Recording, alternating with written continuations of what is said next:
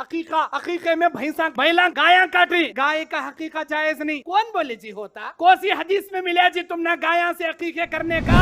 المعجم الصغیر للطبرانی عن انس بن مالک قال قال رسول اللہ صلی اللہ علیہ وسلم. امتیاز قاسمی آفیشیل. مفتی صاحب کے بیانات، تفسیر قرآن اور دینی مسائل سننے کے لیے مفتی صاحب کے چینل کو سبسکرائب کریں. جزاک اللہ خیرہ.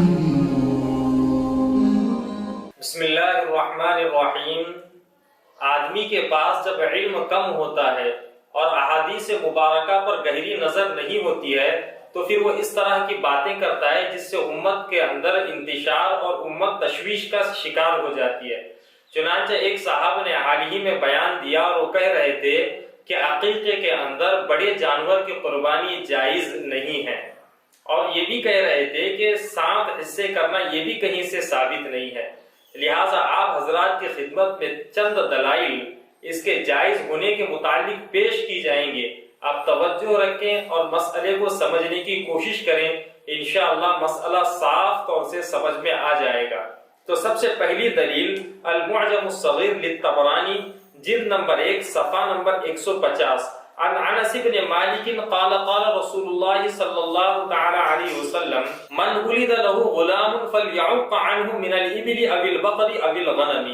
کہ حضرت انس رضی اللہ تعالیٰ عنہ سے مروی ہے کہ رسول اللہ صلی اللہ علیہ وسلم نے ارشاد فرمایا جس کے یہاں بچے کی پیدائش ہو جائے تو اس کو چاہیے کہ وہ اونٹ، گائے اور بکرے ان میں سے کسی ایک کو ذبح کر کے اپنے بچے کے جانب سے عقیقہ کر دیا جائے.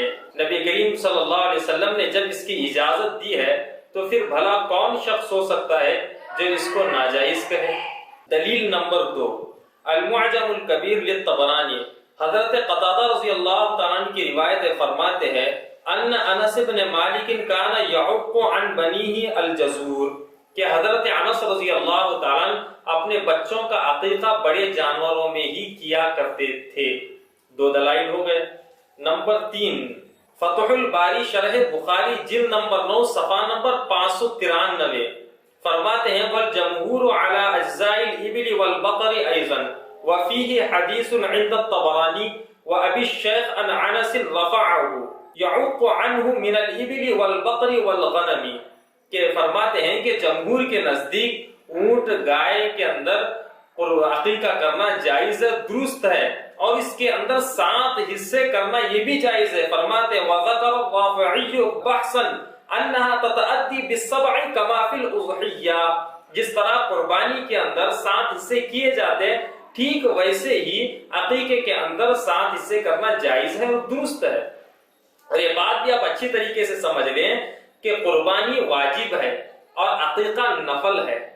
جب واجب کے اندر 7 حصے کرنے کی اجازت ہے اور جب واجب کے اندر بڑے جانور کی قربانی کرنے کی اجازت ہے تو بھئی عقیقہ یہ تو نفل ہے، اس میں تو بدرجہ اولا جائز ہونا چاہیے. آپ اس کی مثال یوں سمجھے، آپ کسی کمپنی میں جاب کرتے ہیں اور ٹائمنگ ہے 9 بجے سے لے کر 3 بجے تک. اگر آپ وہاں پر دن بھر 9 بجے سے 3 بجے تک جاب کریں گے تو آپ کو تنخواہ ملے گی ایک دن کی 2000 روپے. لیکن اگر آپ نے 9 بجے سے 2 بجے تک کام کیا، 1 گھنٹہ آپ نے کم کیا، تو 1 گھنٹہ کم کرنے کی صورت میں آپ کی تنخواہ میں کٹوتری کی جائے گی. لیکن اگر آپ نے اوور ٹائم کیا 9 بجے سے 3 بجے تک تو یہ تو کمپنی کی طرف سے لازم تھا، ضروری تھا تنخواہ ملنے کے لیے. لیکن اگر آپ نے 3 بجے سے زائد 6 بجے تک 3 گھنٹہ اوور ٹائم کیا تو کمپنی کا مالک خوش ہو کر آپ کو بونس بھی دے گا اور آپ کو کام سے خوش ہو کر آپ کے اعلیٰ عہدے پر فائز کرنے کی کوشش بھی کرے گا کہ آپ صحیح سے کام کرتے ہیں. ٹھیک ایسے ہی قربانی واجب ہے، صاحب نصاب پر نہ کرے گا تو گنہگار ہوگا. لیکن اگر کوئی شخص عقیقہ کرے گا تو وہ اجر و ثواب بھی اللہ کے یہاں پائے گا اور عقیقے کے جو فضائل ہیں وہ بھی من جانب اللہ حاصل ہوں گے. تو قربانی واجب ہے اور اس کے اندر 7 حصے اور بڑے جانور کی قربانی جائز ہے.